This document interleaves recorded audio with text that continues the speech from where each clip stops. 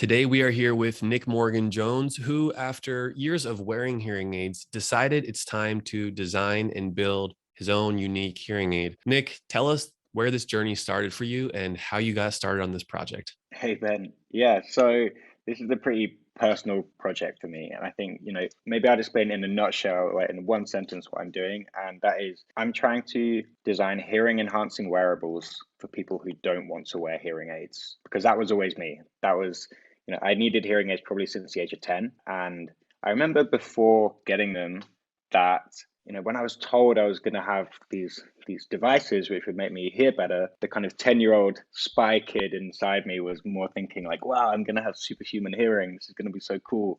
And I was kind of excited to get them. And then I wore them for the first few days at school. And then I very quickly realized that I did not want to be the kid wearing hearing aids. And then completely refused to wear them for like the next 10 years. And throughout that whole period from what was it, around kind of like age 10 to around 19, I didn't even ever consider wearing hearing aids. I always had them in my bedroom, and so I had them on the NHS in the UK, the National Health Service. So they were free, and I could use them at my disposal. But I just did not want to be the person wearing hearing aids. I didn't like this kind of label for disability being stuck to the side of my head. I didn't feel like I required a kind of medical assistance. And so while I clearly needed assistance in hearing, I didn't want it to feel like so medical. So I just really avoided it the whole time. But because I wasn't wearing them, I found myself in so many embarrassing situations where I would miss what someone is saying when everyone else heard. And because my hearing's like, let's say 50%, I can hear like some things, but not others without hearing aids. So a lot of the time people would assume my hearing's normal, and then suddenly I don't respond to them or I completely miss something. And I think people would assume that my head in the clouds and not paying attention or whatever. And I just ended up in so many embarrassing situations because of it. And it wasn't until I was at university when I was 19 that I figured, yeah, I should probably actually get hearing aids. And so I got them, and And since wearing and them, and and Nick, tell us, what was it about university? Was it the education?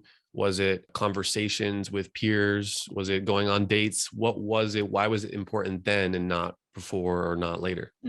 yeah, I think it's definitely a mix of all of those things, really. I mean, yeah, being in any situation, being on a date, for example, that's a classic situation where you want to be your best and you don't want to be perceived as anything other than what you want to be perceived. And your hearing is so important in order to be able to project yourself and communicate in a way that is perceived as confident. And in social situations, the whole idea of being witty, being quick, is all about being perceptive and astute and aware of what's going on. And if you've got any kind of hindrance there, then it's going to be that much harder to kind of, again, project yourself in that environment. And I think, as I was a kid growing up, I think kids are just generally louder and kind of everything's a bit here, there, whatever. But when you get to university, everything kind of got a little bit more serious. So I was becoming an adult, and I think it became kind of more important to me. At the same time, so the hearing aids I got and still have are Phonak Lyric hearing aids. So these are completely invisible hearing aids, and at the time, that was amazing for me. It's like, okay, I can hear better, but I don't have this visible label for disability. So I think, as many people would agree, invisibility and discretion was a really important factor for me in order to hide what essentially was a disability. I didn't want to hide it, didn't want to accept it. So instead, I resort to having something invisible. And, so I'm now 28 years old. So the last kind of 9 years has been it's been absolutely life changing, in the sense of now I'm able to hear so many things. This, what we call it, like concentration fatigue, not having to concentrate so much on everything that everyone's saying, having so many fewer embarrassing situations, just ultimately being so much more comfortable and confident in myself because I'm wearing hearing aids is yeah, it's really quite amazing. But it just annoys me that it took me 10 years to get to that point. And I'm sure you're aware this is actually pretty much the average it takes people to get from the point where they find out they could benefit from hearing aids to actually going ahead and getting them. So, yeah, I mean, my life's a lot different now, and I'm kind of in a point now where I was thinking, I want to change that. I want to change that 10-year adoption period. I don't want people to have to think that, or admit or go through a sense of acceptance with a concept of disability in order to just hear better. Why can't we just have something that you want to wear? Also, why wouldn't you want to wear something that just enhances the way you hear the world? I think it should be a desirable piece of consumer technology. And so that's my mission now.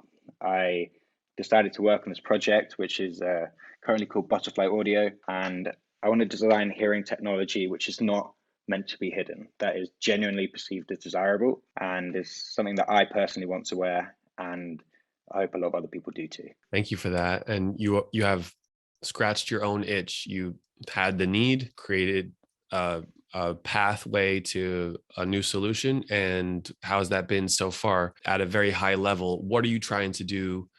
What are the problems you're trying to solve with these devices? And what does it look like so far? Yeah, so this started out at the beginning of this year, or kind of in spring kind of time, where I decided to make a video and kind of blog this this is a problem I'm solving, and like let anyone want to get on board. I basically said like, hey, I'm Nick, and I'm going to design my own pair of custom hearing aids in my bedroom. And at that time, I had an idea of what it could look like, but really no idea how to actually go ahead and make it. So the last year for me has really been a lot of designing and prototyping, trying to actually design something that I would be comfortable wearing in public. And I'm really starting by doing this for myself.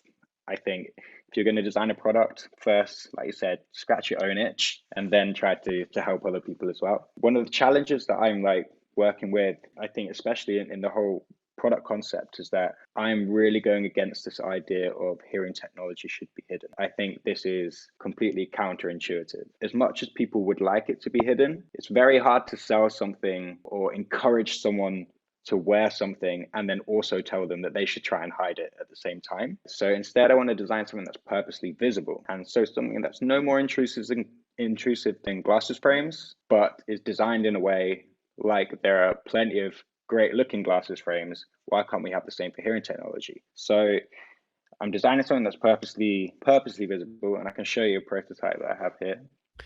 Yeah, And please. And give us some context of your professional training as yeah, well. Are sure. you an electrical engineer? Oh, absolutely not. When I was at university, I was studying industrial design. So this is building physical products, or at least designing physical products. And I actually did my thesis project at university on exactly this. How can I redesign hearing technology to actually make it desirable? And I started experimenting with a few different ideas back then, but I was 21 when I graduated. I think I was a bit too young to really have a go in the real world at trying building this. So for the last 6, 7 years, I've been a user experience designer. So I've been designing digital products in startups, agencies, consultancies, and digital products are much easier to build than hardware products. I'm now finding that the digital world, you can kind of come up with an idea and design a prototype or solution very quickly and then have a software developer make it in a period of ultimately weeks, where building a hardware product can take a lot longer. It's a lot harder, but I think Yeah. it's a lot more rewarding at the same time to have a physical thing in your hands. So yeah, my background is design, but in terms of actually building a hardware product in the real world, this is not something I've ever done professionally. I've done it theoretically at school, but this is a big learning journey for me. Absolutely. You're doing a great job so far.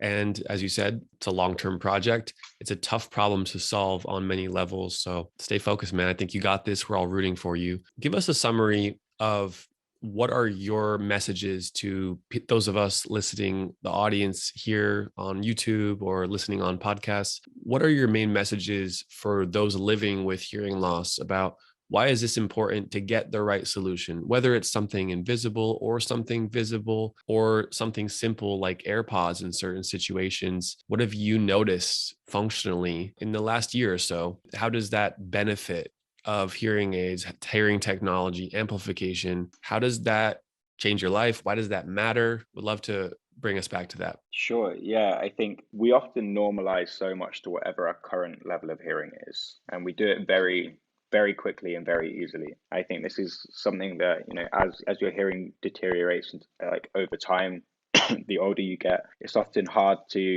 notice that it's deteriorating because you're just getting used to it every day. And so I think having less than perfect hearing becomes very normal for a long time. And as soon as you actually experience, let's say, like hearing in high definition, like with all the clarity you can have, it's only at that point that you can really realize how much you've been missing and how much you've been just adapting your life to your ability to hear rather than searching for more. And for me, it's really been, again, kind of coming back to that concentration fatigue. I didn't even realize how much I was concentrating so much on just being able to hear simple things, or even knowing that I'm going to get a parcel delivered soon. And so I've got to listen out for the doorbell. I had to actively listen out for the doorbell. And I'm consciously being aware of, like, oh, make sure TV's not too loud so I can hear this or whatever. Whereas now I can passively listen for the doorbell, and then whenever it goes off, of course, I'll hear it. It's super loud.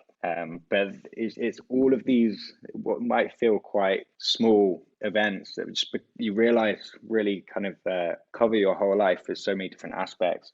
In every social situation where you can't hear what people are saying, and you end up spending so much more time and energy just listening and trying to work out what people are saying. And when you miss it, you have a lot of kind of fallback methodologies to kind of get yourself out of embarrassing situations and kind of just get used to it. And that's just the way you deal with it. And it wasn't until I actually started wearing hearing aids where I kind of thought, wow, Nick, you really should have got these a lot earlier, because it just makes your life so much easier. But I completely understand anyone who also struggles to kind of go through that process, because I did it as well. I think going from the point of, it really is a process of acceptance. And I think there are many different stages to acceptance. I think there is definitely a denial section, like area of that acceptance process, where you are saying to yourself and other people that you don't have any problem hearing.